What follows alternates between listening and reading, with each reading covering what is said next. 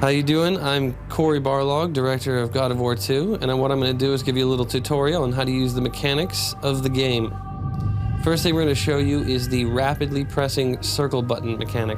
The circle button prompt will come up in the left-hand corner of the screen.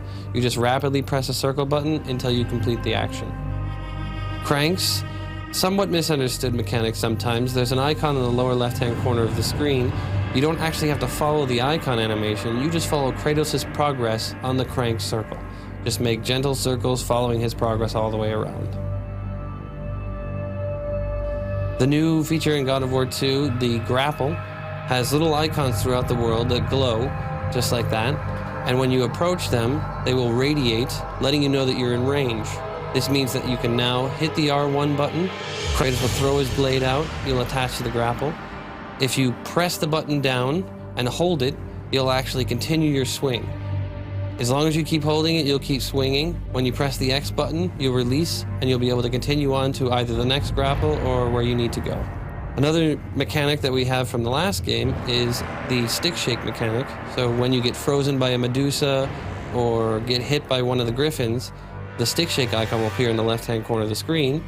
And essentially you take the left analog stick and shake it back and forth rapidly until you either shake out or die.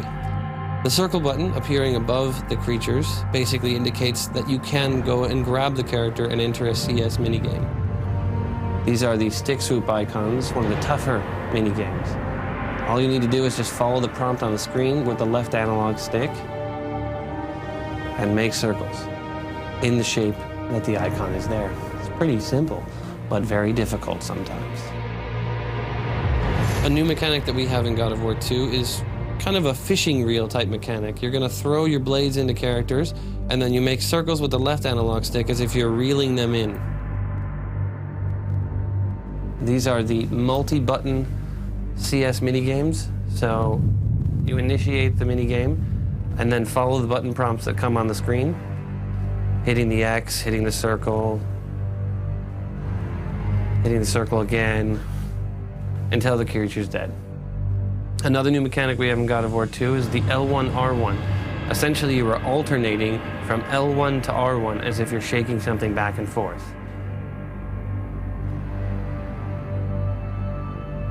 These are the Amulet of the Fates statues. When you are not in range, you can't activate the Amulet of the Fates, hitting L1 and pressing R1. But when you go into range, they'll radiate with a circle, and then if you press L1 and then R1, you'll activate the Amulet of the Fates, which slows down the world time. Rage of the Titans, activated just like Rage of the Gods in God of War 1. You press the L3 and R3 command, the two analog sticks, press them in. The unique thing about this game is you're able to turn it on and turn it off. And that's it. That is the little tutorial walkthrough for the God of War 2 mechanics.